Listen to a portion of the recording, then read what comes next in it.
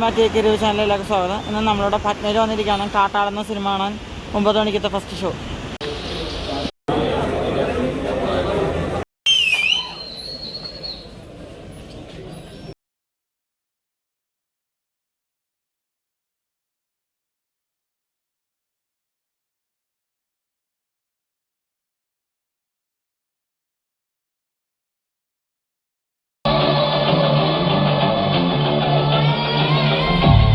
കാട്ടാളൻ directed by Paul George from the producer of Marco.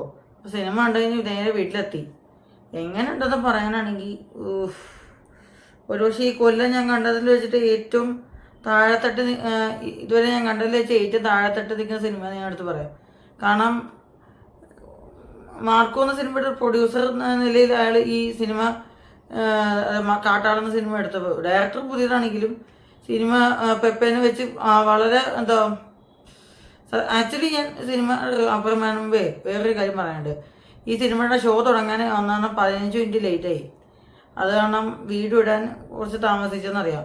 ഇതിപ്പോൾ actually ഒരു 12-1:30 വീഡിയോ അപ്ലോഡ് ചെയ്യാമെന്ന് ചോദിച്ചാൽ, പക്ഷേ ഞാൻ പോകുന്ന ഷോ ടൈം ഒരു 15 മിനിറ്റ് ലേറ്റായിട്ടാണ് തുടങ്ങിയ സിനിമ.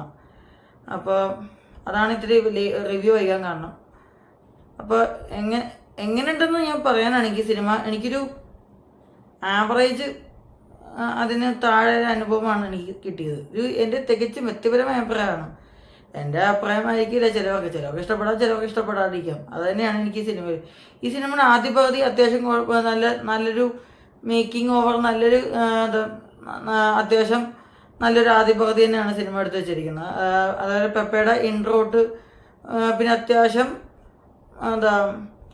മാസ് സീക്വൻസ് ഒക്കെ അത്യാവശ്യം വർക്കായ ഒരു ആദ്യ പകുതിയായിട്ട് എനിക്ക് ഫീൽ ചെയ്തു. പ്രത്യേകിച്ച് ഇൻ്റർവെൽ ഫൈറ്റും എനിക്ക് വളരെ വർക്കായി. പക്ഷേ ആദ്യ പകുതി വെച്ച് നോക്കുമ്പോൾ രണ്ടാം പകുതി വളരെ താഴെ തട്ടി പോയതായിട്ട് എനിക്ക് ഫീൽ ചെയ്തു. എനിക്കെന്തോ പെപ്പേനെ വെച്ച് പടം ഒരു 100% അത്ര കറക്റ്റായിട്ടും ഈ മാസ് സ്വാഗ് അങ്ങനെ കറക്റ്റായിട്ടൊന്നുമല്ല ഉപയോഗിക്കാൻ സാധിച്ചില്ല എന്ന് വേണം എടുത്ത് പറയാൻ. കാരണം പെപ്പയുടെ പടമൊക്കെ പറയുമ്പോൾ നമുക്കൊക്കെ ഒരു വേറെ ലെവലുണ്ട്. നല്ലൊരു കിണ്ടിരിട്ടി കൊടുക്കണം. അമ്മാതിരി അങ്ങനത്തെ ഒരു ലെവല് ഒരു സാറ്റിസ്ഫാക്ഷൻ തരുന്നൊരു താരമായിരുന്നു പെപ്പയെന്ന ആൻ്റണി വർഗീസ്. പക്ഷേ ഇവിടെ എന്താ സംഭവിച്ചതെന്ന് എനിക്ക് മനസ്സിലാവുന്നില്ല. ഒരു ഇമ്പാക്റ്റ് കിട്ടിയില്ല എനിക്ക്.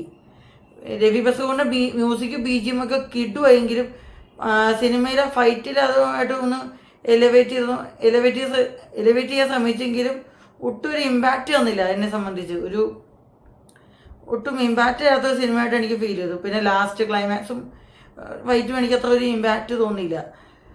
പക്ഷേ ലാസ്റ്റത്തെ എൻഡ് ക്രെഡിറ്റ് സീനും അതുപോലെ തുടക്കത്തെ പോസ്റ്റ് ക്രെഡിറ്റ് സീൻസുമാണ് ഈ സിനിമയിൽ ഏറ്റവും എനിക്ക് പോസിറ്റീവായിട്ട് എനിക്ക് എടുത്ത് പറയാം. നെഗറ്റീവ് എന്ന് പറയുകയാണെങ്കിൽ സിനിമയുടെ സ്ക്രിപ്റ്റും അതുപോലെ ഈ സിനിമയുടെ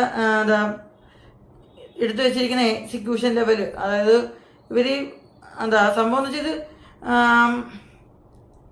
ആനക്കൊമ്പ് കടത്തുന്ന കഥയായിട്ടാണ് ഈ സിനിമ പോയത്. ചിലയിടത്ത് എനിക്കെന്തോ പുഷ്പയുടെ റെഫറൻസ് എനിക്ക് ഫീൽ ചെയ്തു.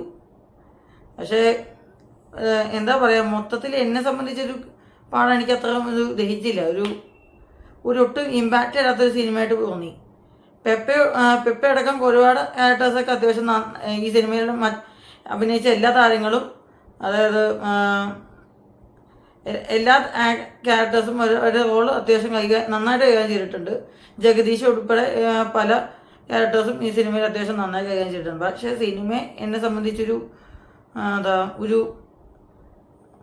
ഒരു സംതൃപ്തിപ്പെടുത്തിയില്ല. എനിക്കൊരു തൃപ്തി തരാത്തൊരു മൂവിയായിട്ട് എനിക്ക് ഫീൽ ചെയ്തു കാട്ടാളെന്ന സിനിമ. അപ്പോൾ അത്രേ ഉള്ളൂ. ഇപ്പോൾ ഈ കാട്ടാളെന്ന സിനിമ നിങ്ങൾ ആരെയും കണ്ടിട്ടുണ്ടെങ്കിൽ നിങ്ങൾക്ക് തോന്നിയ അഭിപ്രായം താഴെ രേഖപ്പെടുത്തുക. അപ്പോൾ ഈ സിനിമയ്ക്ക് ഞാൻ